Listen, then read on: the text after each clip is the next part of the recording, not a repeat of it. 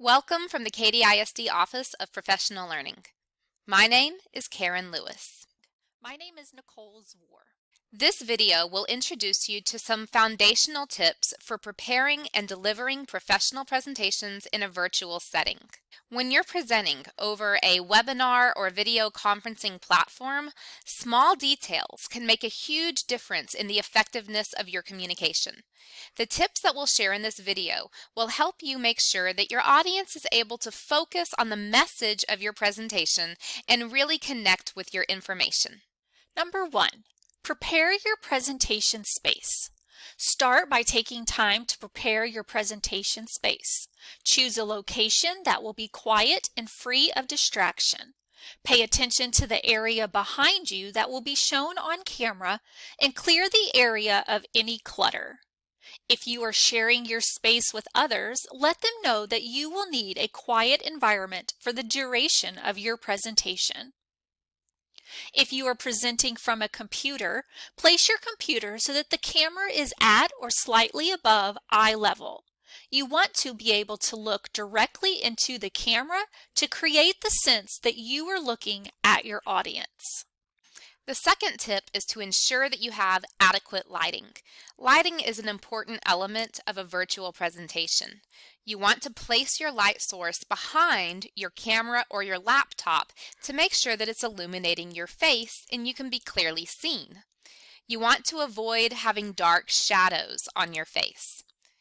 During the daytime, natural light makes a great choice.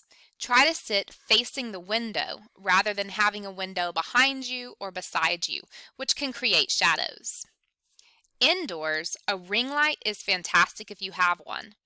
Otherwise, you can just use a lamp or even take a string of Christmas lights wrapped around a wreath to create that light. Try opening up a test meeting or looking into your computer's camera to make sure that you have enough light to be seen clearly. When the light is right, you'll usually know. Number 3, check your sound. It's important for your audience to hear you clearly. This is even more important if you are planning to record your presentation. Before your presentation, check your sound with a friend. To avoid any echoes or buzzing, consider using a basic headset with a microphone. You can also use an external microphone if you have one available. This next tip can make a big difference, and that is just to practice. Even if you're used to being able to stand up and wing it for a face-to-face presentation, it's important to practice your virtual presentations. Virtual presentations tend to move really quickly, and as the presenter, you'll have a lot to think about, especially if you're sharing a lot of information on your shared screens. Running through every click of your presentation will help ensure that you don't have any surprises on the big day.